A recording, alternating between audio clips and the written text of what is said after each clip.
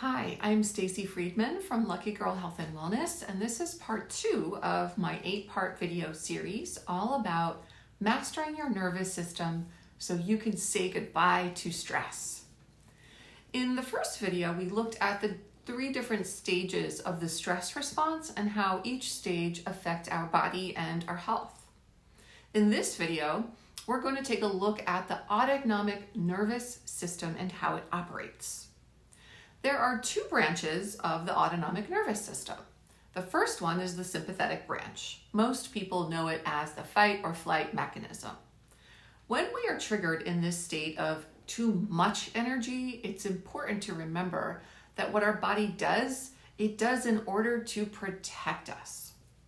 When we are in survival mode, common experiences may be hypervigilance, hypersensitivity, avoidance behaviors, intrusive thoughts, anxiety, panic, fear, rage, and even terror. The second branch of the autonomic nervous system is the parasympathetic branch, also known as the rest and digest system. And this branch is comprised of 2 sub-branches. One is the ventral vagal and the other is the dorsal vagal. When we're in the ventral vagal state, we feel safe, we feel social, and we feel engaged in our experiences. It's like the optimal zone to be in. Some clues that we're in this type of ventral energy would be curiosity, calmness, confidence, compassion, creativity, clarity, courage, and connectedness, also known as the 8 C's of Dr. Dick Schwartz's internal family systems theory on self-energy. When we're in this optimal window, we can think and feel simultaneously without overwhelm. We have the capacity for self-reflection and perspective taking, and have capacity for patience and empathy and compassion. We're able to connect with ourselves and others. The second branch of that parasympathetic nervous system is the dorsal vagal branch. This one, much like the sympathetic nervous system branch, exists in service of our survival. Dorsal energy feels like too little energy.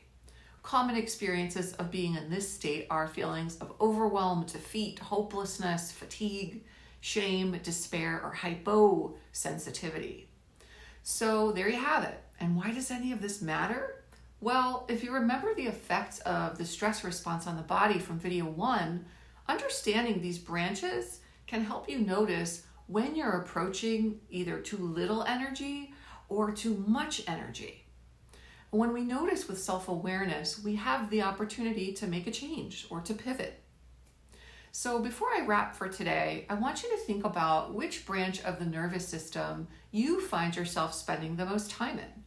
Which one do you spend the least amount of time in? All of us have completely unique nervous systems that operate differently from one person to the next. And getting familiar with your nervous system and your patterns can be a very empowering way to manage your stress levels. In the next video, we will take a look at your common triggers of sympathetic activation as well as dorsal activation in your nervous system. Remember, the more educated and self-aware you become of your own nervous system map, the more invitations you have to rewire and repattern and change how your nervous system works. Thank you for watching, and I'll see you in the next video.